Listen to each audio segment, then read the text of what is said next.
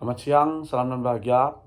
Perkenalkan, nama saya Gredi Sirawan dari kelas 34 dengan NIM 2020-008143. Di sini saya akan sedikit mempresentasikan tentang tanggung jawab sosial atau CSR. Langsung saya mulai. Baik, yang pertama tentang apa itu CSR. Secara umum, Corporate Social Responsibility merupakan komitmen usaha untuk bertindak secara etis, beroperasi secara legal, dan berkontribusi untuk peningkatan ekonomi bersamaan dengan peningkatan kualitas hidup dari karyawan dan keluarganya, komuniti lokal dan masyarakat secara lebih luas. Pengertian ini sama dengan apa yang dikemukakan oleh World Business Journal for Sustainable Development atau WWCSD, yaitu berkomitmen dalam pembangunan ekonomi. Bekerja dengan cara karyawan perusahaan, keluarga karyawan tersebut, berikut komuniti setempat atau lokal, dan masyarakat secara keseluruhan dalam rangka meningkatkan kualitas hidup. Konsep CSR melibatkan tanggung jawab kemitraan antara pemerintah, lembaga sumber daya masyarakat, juga masyarakat setempat atau masyarakat lokal. Kemitraan ini merupakan tanggung jawab bersama secara sosial antar stakeholder. Menurut Bank Dunia, tanggung jawab sosial perusahaan terdiri dari beberapa komponen utama. Di antaranya perlindungan lingkungan, jaminan kerja, hak asasi manusia, interaksi, keterlibatan perusahaan dengan masyarakat, standar usaha, pasar, pengembangan ekonomi dan usaha, perlindungan kesehatan, kepemimpinan dan pendidikan, bantuan bencana kemanusiaan. Baik, yang selanjutnya yaitu ada tujuan dari CSR.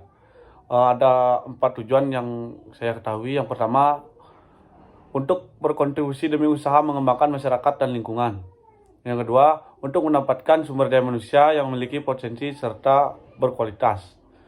Selanjutnya, untuk membentuk sebuah karakter dan keunikan perusahaan sebagai pembeda dengan pesaing.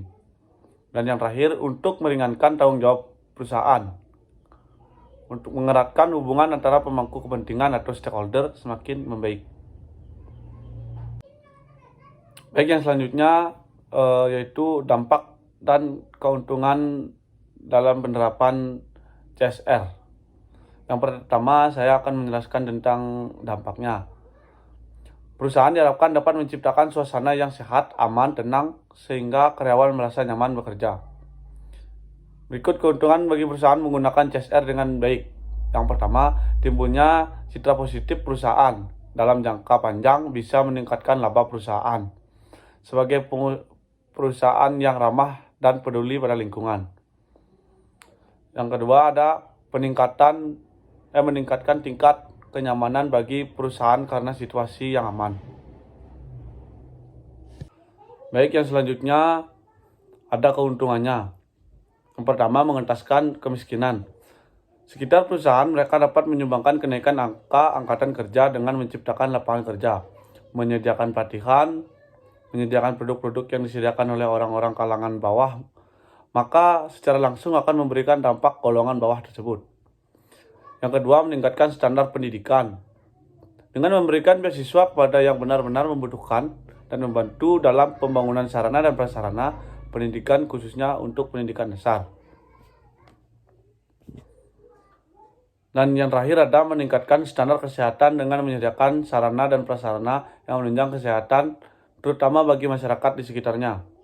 Contohnya dengan menyediakan fasilitas air bersih atau dengan membuka klinik kesehatan yang tidak berlaku untuk karyawan saja, tetapi juga untuk masyarakat sekitar. Baik, yang selanjutnya kendala dalam penerapan CSR. Seringkali penerapan CSR sendiri mengalami beberapa kendala, di mana kendala yang ada diantaranya, yang pertama, rendahnya komitmen perusahaan untuk melaksanakan CSR secara berkesinambungan. Banyak perusahaan menganggap bahwa CSR hanya sekedar membantu pendanaan sebuah program dan tindakan lanjut itu diabaikan. Yang kedua, ada kekeliruan perencanaan program dan miskonsepsi. Perusahaan tidak menetapkan CSR sejak awal atau strategic planning. Selanjutnya ada penerapan personel yang kurang tepat. Selanjutnya struktur organisasi perusahaan atau dijabat rangkap sehingga pengambilan keputusan sangat lambat. Dan yang terakhir, terdapat kecenderungan pelaksanaan CSR di Indonesia sangat bergantung pada Chief Executive Officer atau CEO. Artinya, kebijakan CSR tidak otomatis selaras dengan visi dan misi perusahaan. Baik, di sini saya mengambil contoh penerapan CSR yang ada di salah satu perusahaan Indonesia. Yang tepatnya saya ambil yaitu PT Astra International. Perusahaan ini memiliki program CSR yang telah disepakati dan didokumentasikan oleh Public Contribution Roadmap setiap tahunnya oleh perusahaan. Program CSR Astra dinamakan Program 4 Pilar Kontribusi Sosial Astra, yaitu kesehatan, pendidikan, lingkungan, dan kewirausahaan. Tujuannya adalah menciptakan kontribusi sosial yang semakin memiliki nilai tambah dan bermanfaat bagi masyarakat Indonesia sebagai upaya Astra memposisikan sebagai bagian dari ekosistem yang ada di Indonesia. Pada akhirnya, melakukan program CSR kepada masyarakat secara berkelanjutan akan memberikan keuntungan jangka panjang bagi perusahaan. Selain membantu meningkatkan kesejahteraan serta kehidupan sosial ekonomi masyarakat, perusahaan juga akan ikut terdongkrak citranya di mata masyarakat dan publik. Meningkatnya citra perusahaan tentu akan dapat berdampak pada proses produksi dan pemasaran produk perusahaan yang mana akan berjalan lancar dengan hasil yang maksimal. Baik, sekian pemaparan dari saya. Jika ada salah kata, saya mohon maaf. Terima kasih. Salam dan bahagia.